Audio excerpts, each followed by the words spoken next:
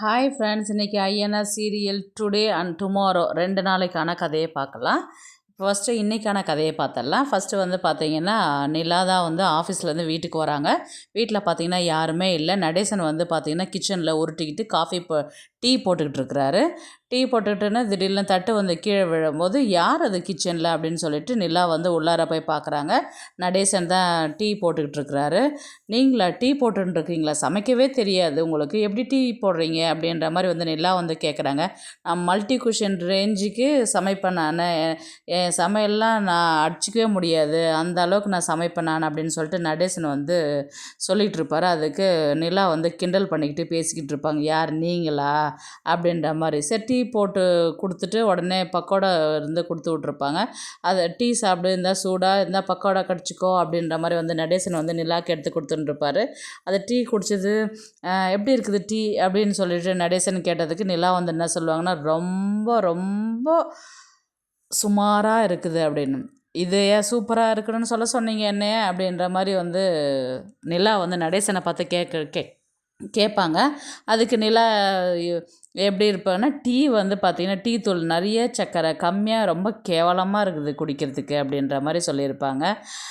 நீங்கள் குடிக்கிறதெல்லாம் சர்க்கரை தண்ணி, நான் போடுறது தான் ஒரிஜினல் டீ. இந்த மாதிரி குடித்தா தான் லைஃப் லாங் இருக்க முடியும். நீங்கள் குடிக்கிற மாதிரி குடித்தா சீக்கிரமாக செத்து தான் போகணும் அப்படின்ற மாதிரி வந்து நடேசன் வந்து நக்கல் அடிச்சுட்டு இருப்பார். அப்புறமேட்டு வந்து பார்த்திங்கன்னா, நிலாவுக்கு கையில் அடிபட்டதை வந்து பார்த்துட்டு, அச்சச்சோ என்னாச்சு, ஏன் அடிபட்டிருக்குதுன்னு எதை யோசிச்சுக்கிட்டு போனேன். ரோட்டில் வண்டி ஸ்கிட்டாகி கீழே விழுந்துட்டேன் நான் அப்படின்ற மாதிரி. பார்த்து போகிறதானம்மா ரோட்டில் அப்படின்ற மாதிரி சொல்லிவிட்டு நடேசன் வந்து பார்த்துட்டு அங்கே இருக்கிற குக்கிங் ஆயிலை கொண்டு, இந்தாப்பா இதை காயத்து மேலே தடவணும், இது குக்கிங் ஆயில். அடடா, தேங்காய் எண்ணெய் எங்கே வச்சுக்கிறானுங்கன்னு தெரியலையே, நான் போய் எடுத்துகிட்டு வரேன் அப்படின்னு சொல்லிட்டு தேங்காய் எண்ணெய் எடுத்துன்னு வந்து கையில் ஊற்றி வச்சு விடுவார். பார்த்து போகக்கூடாதாம்மா, எப்படி காயம் எவ்வளோ பெருசு இருக்குது பாரு, ஏதோ டீ ஏதோ போடுவாங்களே அதெல்லாம் போட்டுக்க வேண்டியது தானே அப்படின்ற மாதிரி வந்து நடேசன் வந்து கேட்பார். அதெல்லாம் வேண்டாம் அங்கிள், எனக்கு இன்னும் அந்த அளவுக்கு வலி தெரியல, சின்ன செராப் தானே அப்படின்ற மாதிரி வந்து நிலா சொல்லுவாங்க. உடனே இது என்னம்மா நீ இப்படி இருக்கிற, பொறுப்பு இல்லாத பொண்ணாக இருக்கிற அப்படின்ற மாதிரி வந்து நடேசன் வந்து சொல்வார். உடனே வந்து பார்த்திங்கன்னா வெளியில் எல்லோரும் உட்காண்ட்ருப்பாங்க. அது உடனே நைட்டு டின்னர் ஆயிடுச்சு, பசிக்குது, உடனே சாப்பாடு செய்யவே இல்லையே, அண்ணன் ஒன்றா வரவே இல்லையே அப்படின்னு சொல்லிட்டு சோழன் வந்து கேட்டுட்ருப்பார். அதுக்கு பாண்டியன் என்ன சொல்வார்னா, ஏண்டா பசிக்குதா, டைமுக்கு எது கிடைக்குதே இல்லையா உனக்கு, பசி மட்டும் வந்துடுதா அப்படின்ற மாதிரி கேட்பார். உடனே உனக்கு பசிக்கலையா அப்படின்ற மாதிரி வந்து சோழன் கேட்பார். எனக்கு தான் பசிக்குது, அமைதி தான் உட்காந்துருக்கணும், என்ன பண்ண சொல்கிறேன், அண்ணா ஒன்றும் வரல, சாப்பாடு வாங்கிட்டு வர தானே சொல்லியிருக்குது அப்படின்ற மாதிரி சொல்லிவிட்டு இவங்க 2 பேரும் பேசிகிட்டு இருப்பாங்க. உடனே இவங்க சண்டை போடுறதுக்கு போகும்போது பல்லவன் என்ன பண்ணுவார், உள்ளார போயிட்டு பிஸ்கெட்டை கொண்டு வந்து கொடுப்பாங்க. தயவுசெய்து சண்டை போடாதீங்க, பிஸ்கெட் சாப்பிடுங்க அப்படின்ற மாதிரி சொல்லுவாங்க. உடனே வந்து பார்த்திங்கன்னா, என்ன ஒன்றும் அண்ணனை காணோம் அப்படின்ற மாதிரி இவர் நிலா வந்து கேட்பாங்க. அதுக்கப்புறம் பிஸ்கட் சாப்பிட்றீங்களான்னு கேட்டதுக்கு, டின்னர் டைமில் போய் யாராவது பிஸ்கட் சாப்பிடுவாங்களா அப்படின்ட்டு நிலா வந்து சோழனை பார்த்து கேட்பாங்க. இன்னும் இப்போ டின்னர் வரலைங்க, அதனால தாங்க பிஸ்கட் சாப்பிட சொல்கிறேன்னு. டின்னர் வரலையா? அப்புறம் பாண்டியன் சொல்லுவார், சாப்பாடு வாங்கிட்டு வரதுக்கு அண்ணன் போயிருக்காரு, இன்னும் வரல அப்படின்னு. அப்புறமேட்டு ஒரு சேரன் வந்து சாப்பாடு வாங்கிட்டு வருவார்.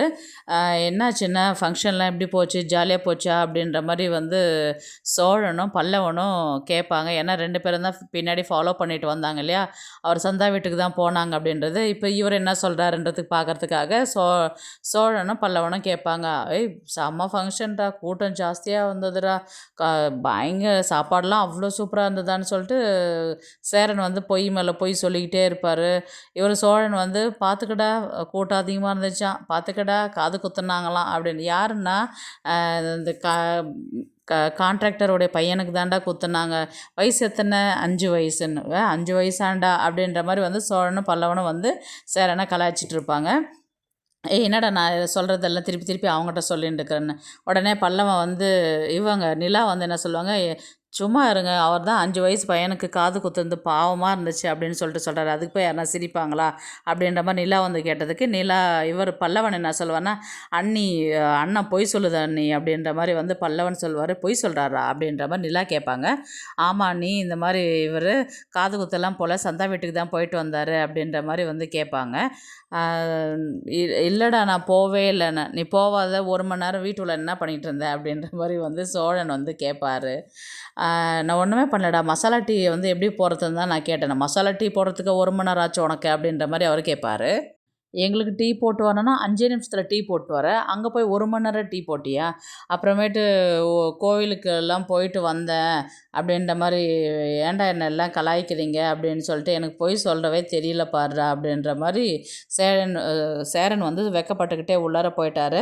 அதுக்கப்புறம் உடனே பல்லவனுக்கு ஒரு கால் வருது, இது மாதிரி ஃப்ரெண்டோடைய பர்த்டே ஃபங்க்ஷன் இருக்குது, நான் அங்கே சாப்பிட்டுக்கிறேன், எனக்கு சாப்பாடு வேண்டாம் அப்படின்ற மாதிரி சொல்லுவாங்க. உள்ளார போயிட்டு நில்லாக்கிட்ட இந்த மாதிரி இப்போது பல்லவன் வந்து பர்த்டே ஃபங்க்ஷன் போயிட்டான், வந்து சாப்பிட மாட்டான், அந்த சாப்பாடு வேஸ்ட் பண்ணாதீங்க, அந்த சாப்பாட்டை எங்களுக்கு கொஞ்சம் ஷேர் பண்ணி எடுத்துன்னு வந்துடுங்க அப்படின்னுவாங்க சோழன். அதுக்கு நிலா வந்து அல்ப அப்படின்ட்டு உள்ளார போவாங்க. அப்புறமேட்டு வந்து அவர் நடேசன் உள்ளே வருவார். அங்கிள் சாப்பிட்றீங்களா, உங்களுக்கு சாப்பாடு கொண்டு வரட்டுமான்னு நிலா கேட்பாங்க. எனக்கு நான் சாப்பிட்டுக்கிறேன் போட்டு, நீ முதல்ல உன் காயத்துக்கு மருந்து போட்டுக்கோ அப்படின்ற மாதிரி வந்து சொல்வார்.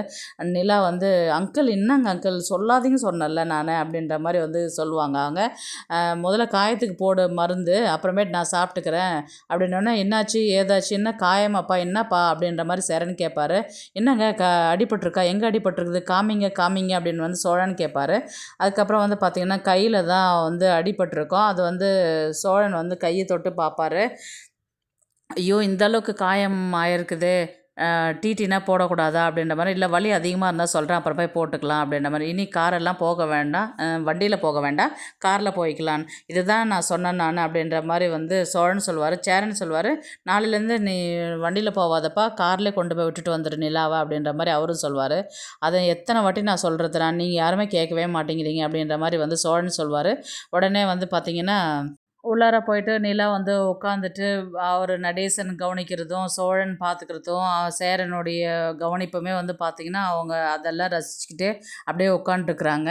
உடனே அடுத்த நாள் காலையில் தான் கேட்குறாங்க. ஃபஸ்ட்டு நிலா வந்து கோலம் போடுறாங்க வாசலில். நடேசன் தான் உட்காந்துருக்குறாரு. பாதி கோலம் போட்டுட்டு உடனே எழுந்து ஏதோ ஞாபகத்தில் வந்து நின்றுட்டுருக்குறாங்க யோசிச்சுக்கிட்டு. நிலா நடேசனை வந்து என்ன சொல்கிறேன்னா, நான் 2 நாளாக உன்னை கவனிச்சிக்கிட்டு தான் இருக்கிறேன், நீ ஏன் எதையோ யோசிச்சுக்கிட்டு இருக்கிற, என்ன விஷயம், ஏதாவது ஆஃபீஸில் எதனா பிரச்சனையா, இல்லை வீட்டில் எதனா பிரச்சனையா, எது வந்தாலும் சொல்லு என்கிட்ட அப்படின்ற மாதிரி வந்து நடேசன் வந்து நிலாவை பார்த்து கேட்குறாரு. சேச்சே அதெல்லாம் ஒன்றும் இல்லைங்க அங்கிள் அப்படின்ற மாதிரி வந்து நிலா சொல்கிறாங்க. நடேசன் வந்து, என்னதான் உன் பிரச்சனை, எதுக்கு இப்படி மூஞ்ச உருன்னு வச்சுக்கிட்டு இருக்கிற, பார்க்கவே நல்லாவே இல்லையே, என்ன பிரச்சனை சொல்லி தொலையேன் அப்படின்ற மாதிரி வந்து நடேசன் கேட்குறாரு. என்ன பிரச்சனைன்னு தான் சொல்லி தொலையாமா அப்படின்ற மாதிரி கேட்பாங்க. எங்களுக்கு எதனா ஒரு பிரச்சனைனா நீ துருவி துருவி கேட்குறல்ல, இப்போ உனக்கு ஒரு பிரச்சனைன்னும் போது ஏன் யோசிக்கிற, வெளிப்படையாக சொல்லு, தெளிவாக சொல்லு அப்படின்ற மாதிரி வந்து நடேசன் கேட்குறாரு. அதுக்கு நிலா என்ன சொல்கிறாங்கன்னா, எனக்கு ஒரு முடிவு எடுக்கணும், அந்த முடிவு எடுக்கிறதுல தான் ஒரே குழப்பமா இருக்குது, ஒரே குழப்பமா இருக்குது, அதான் என்ன பண்ணுறதுன்னு தெரியல சொல்லிட்டு நிலா வந்து யோசிக்கிறாங்க. அதுக்கு நடேசன் சொல்கிறாங்க, இதுதான் பிரச்சனையா, நாங்கள் ஏதாவது தப்பு பண்ணியிருந்தா நீ தெளிவாக வந்து முடிவு எடுப்ப, உன் மனசுக்குள்ளே ஒரு பிரச்சனைனாக்கா நீ என்ன பண்ணு, கோவிலுக்கு போயிட்டு அங்கே கேட்டேன்னா உனக்கு கிளியரான பதில் கிடைக்கும் அப்படின்ற மாதிரி வந்து நடேசன் வந்து நிலாவை பார்த்து சொல்வார்.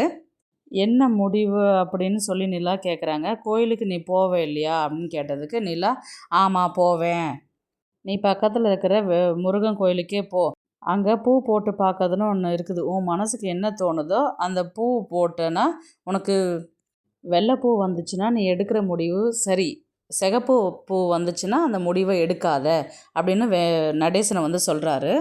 இங்கே நம்ம வீட்டாண்ட இருக்கிறவங்க அத்தனை பொம்பளைங்களும் அங்கே இருக்கிற கோயிலில் போயிட்டு இப்படி தான் பூ போட்டு பார்ப்பாங்க. உன் பிரச்சனையை அந்த முருகன்கிட்டே விடு, கண்டிப்பாக அது என்னன்னு தெளிவாக தீர்த்து வைப்பார் அந்த முருகன் அப்படின்ற மாதிரி வந்து நடேசன் சொல்கிறாரு. அப்படியே சொல்கிறீங்கன்னு சொல்லிட்டு நிலா கேட்குறாங்க. அட ஆமாப்பா போ பாருப்பா அப்படின்ற மாதிரி வந்து நடேசன் சொல்கிறாரு. இந்த பூ போட்டு பார்க்குற விஷயம்லாம் என் பொண்டாட்டி நல்லாவே பண்ணுவா, இப்போ நீ என் மருமவளாக இருக்கிற, உனக்கு ஒரு கஷ்டன்னும் போது இதை சொல்கிறேன், உனக்கு தோணுச்சுன்னா செய் அப்படின்ற மாதிரி வந்து அவர் சொல்கிறாரு. உடனே நிலா வந்து சோழனை பார்த்து, ஆஃபீஸ் கிளம்பலாமா, கிளம்புறதுக்கு முன்னாடி கோவிலுக்கு போயிட்டு போகலாமா அப்படின்ற மாதிரி வந்து நிலா சோழனை பார்த்து கேட்குறாங்க. உங்களை பொறுத்தவரையிலையும் நான் ஒரு டிரைவர் தான், சேரன் அண்ணன் நேற்றுக்கு என்ன சொன்னார், உங்களை பிக்கப் பண்ணணும் ட்ராப் பண்ணணும் இது தானே சொல்லியிருக்கிறாரு, அதை நான் என் வேலையை நான் செய்கிறேன், நீங்கள் எங்கே போக சொல்கிறீங்களோ அங்கே நான் போகிறேன் அப்படின்ற மாதிரி வந்து சோழன் வந்து சொல்கிறாரு. உடனே நிலா வந்து மனசுக்குள்ளே என்ன நினைக்கிறாங்கன்னா, என்ன சோழன் வந்து வர வர ரொம்ப நல்லவராகவே மாறிக்கிட்டு வராரு, கோயிலும் வந்துடுது. அங்கே இன்றைக்கின்னு பார்த்து கோவிலில் பார்த்தீங்கன்னா ஒரே கூட்டமாக இருக்குது.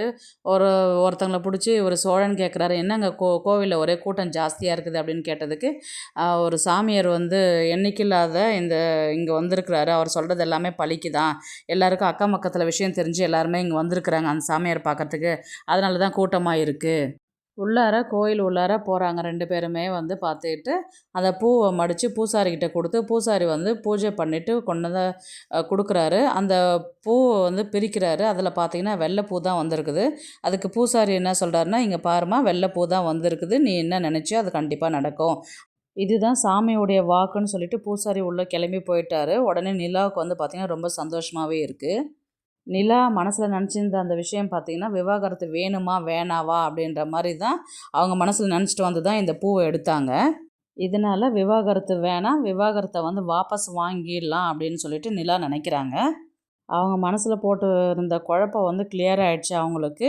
இந்த விஷயத்த வந்து கன்ஃபார்மாக பண்ணிவிட்டு மனசார வந்து உறுதியாக இனி விவாகரத்து பேச்சே வேண்டாம் அப்படின்ற மாதிரி அவங்க முடிவு பண்ணிவிட்டு, என்னங்க ஆஃபீஸ் கிளம்பலாமா அப்படின்ற மாதிரி நிலா வந்து சோழனை பார்த்து கேட்குறாங்க.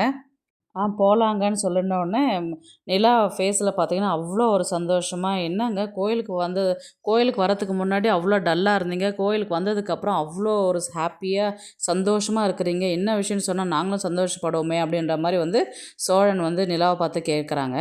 பூ போட்டதுக்கப்புறம் வந்து உங்கள் மூஞ்சி எல்லாம் ரொம்ப பிரைட்டாகவே இருக்குது, நீங்கள் என்ன நினச்சி கரெக்டாக வந்துடுறீங்களோ அந்த விஷயம் உங்களுக்கு நடந்துச்சு போலவே, அதனால தான் ரொம்ப ஹாப்பியாக இருக்கிறீங்களோ அப்படின்ற மாதிரி சோழன் கேட்குறாரு. நீங்கள் என்ன நினச்சி பூ போட்டீங்கன்றது நான் சொல்லட்டுமா? விவாகரத்து வேணும்னு நினச்சி போட்டிருப்பீங்க, அது கிடைக்குன்றது வந்திருக்கும், அதனால் ரொம்ப ஹாப்பியாக இருக்கிறீங்க, அதானே விஷயம் அப்படின்ற மாதிரி சோழன் கேட்பாரு. நான் அப்படி தான் நினச்சேன்றது உங்களுக்கு தெரியுமா அப்படின்ற மாதிரி நிலா வந்து சோழனை பார்த்து கேட்பாங்க. வேற என்ன நீங்கள் கேட்க போகிறீங்க, எனக்கு தெரியும், சும்மா பொய் சொல்கிறீங்க அப்படின்னு சொல்லிட்டு மனசுக்குள்ளே நினச்சிக்கிட்டு வந்தாங்க. எனக்கு டைம் ஆயிடுச்சு, ஆஃபீஸ் போகலாமா, வரீங்களா அப்படின்ற மாதிரி வந்து நிலா வந்து சோழனை கேட்பாங்க. உடனே அந்த கோவிலில் இருக்கிற சாமியார் வந்து நிலாவையும் சோழனையும் பார்த்துட்டு, கொஞ்ச நேரம் பார்த்துட்டு, இங்கே வாங்க 2 பேரும் அப்படின்ற மாதிரி சாமியார் கூப்பிட்ட உடனே அங்கே போகிறாங்க. அங்கே இருந்த மக்கள்லாம், உங்களை தாம்மா கூப்பிட்றாங்க, எங்கே பார்த்துட்டுருக்கிறீங்க, சாமியே உங்களை கூப்பிட்றாங்க பாரு, ஏதோ உங்களுக்கு நல்லது நடக்க போகுது போல், அதனால தான் அவரே உங்களை கூப்பிட்றாரு, தயவுசெய்து போய் சாமிக்கிட்ட என்ன ஏதுன்னு கேளுங்க அப்படின்ற மாதிரி அங்கே இருக்கிற மக்கள்லாம் வந்து நிலாவையும் சோழனையும் பார்த்து சொல்கிறாங்க.